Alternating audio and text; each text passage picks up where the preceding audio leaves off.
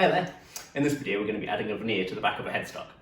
This is also known as backstrapping, which essentially just means putting a veneer on the back, and this adds a bit of extra strength to the headstock and it also gives a nice effect. So on a neck like this, adding the veneer to the back of the headstock is actually a bit more difficult than adding it to the front. On the front you've just got a flat surface where the back actually has a curve to it in the volute area. So this is the area just behind the nut, that sort of area there, as it slopes down from the headstock into the neck wood. So to get the veneer to bend into this position, we're going to have to use steam because otherwise it will just crack. So we're going to bend the veneer with steam beforehand, get it to set in the right position and then leave it to dry. After that we can then glue it. So that's what we're going to be doing in this video. So this is the headstock we're working on today. You can see the build's still in a rough state at the moment. It's got lots of glue out here if I want to glue the front on. That's the front veneer here. And the neck's obviously not been carved yet. But what I have done is I've shaped this slope here, or the volute. And you should be able to see that's fairly subtle. We don't want it too much of a scoop. If we go in too much this way and make it a big deep scoop like that, it's going to be very difficult to get the veneer to bend up this. So the veneer we're using today is about 1.5mm thickness, a bit under actually, 1.3.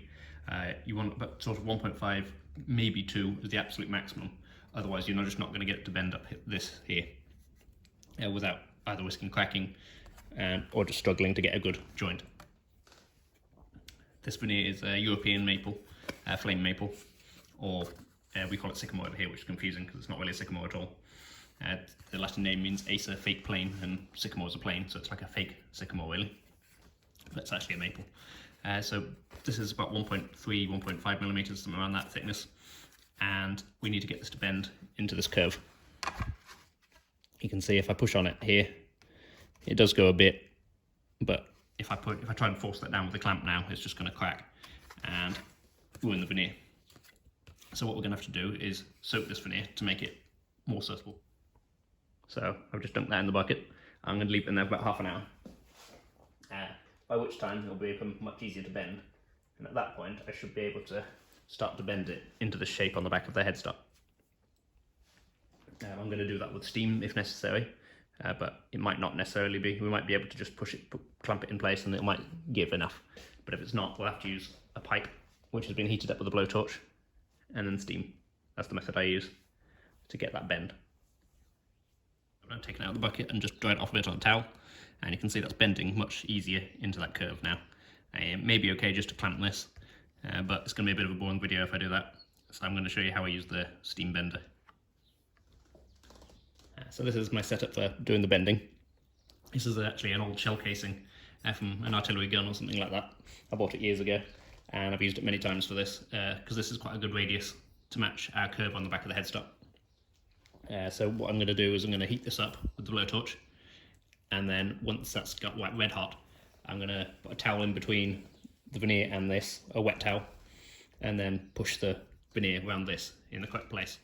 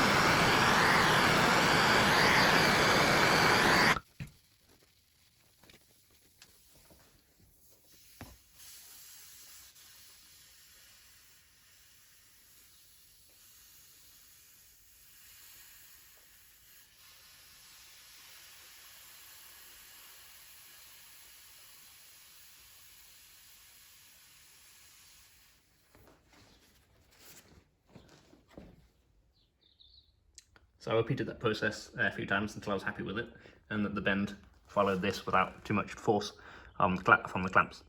So there you can see there's no gap there whatsoever now. And what I've done is I've got it clamped up here. So we've just got a block of plywood on this side on the flat section of the headstock. This is clamped used as a caul to keep it flat along there.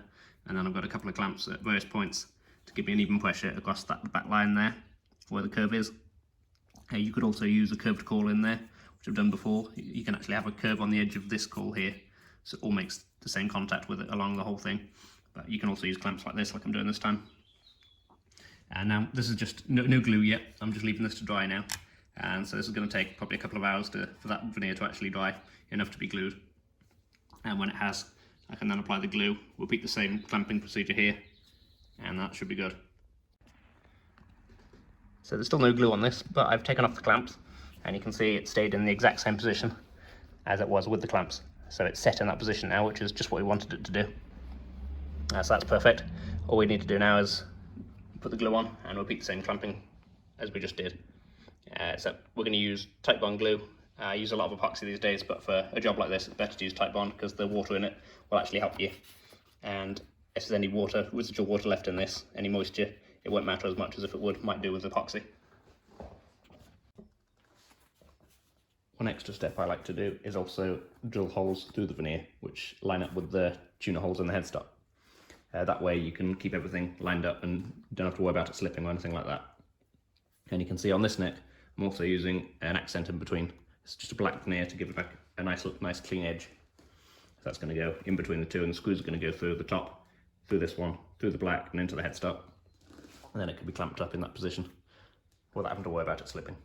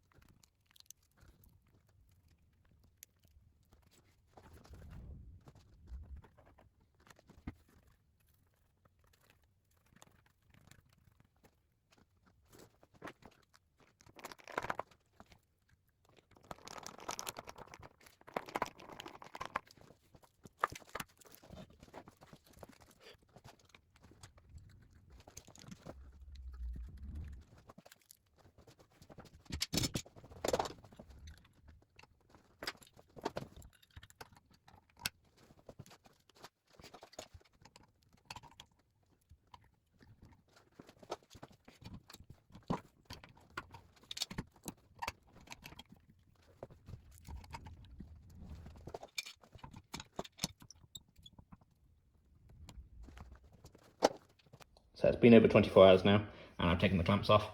So now I've got to trim this down to the headstock, and I'm going to do that with the bandsaw first, and then follow it up with the router.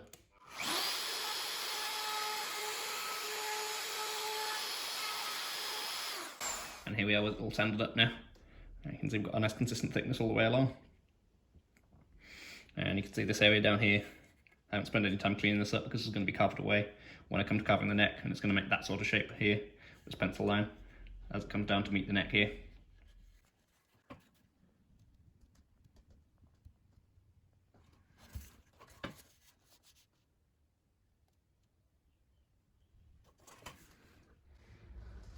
So I've now drilled for the tuner holes as well, and also cut this access for the truss rod here. And you can see I've wet this surface here just to show off the figure of this lovely English walnut. And then here's over the back. So you can see it's looking very much like a finished headstock now. So I can get on with the rest of this build now. And that's all for this one. Thank you very much for watching. If you have any questions about any of the process, please feel free to leave a comment and I'll get back to you. And please remember to subscribe if you'd like to see more content like this. And thanks again for watching.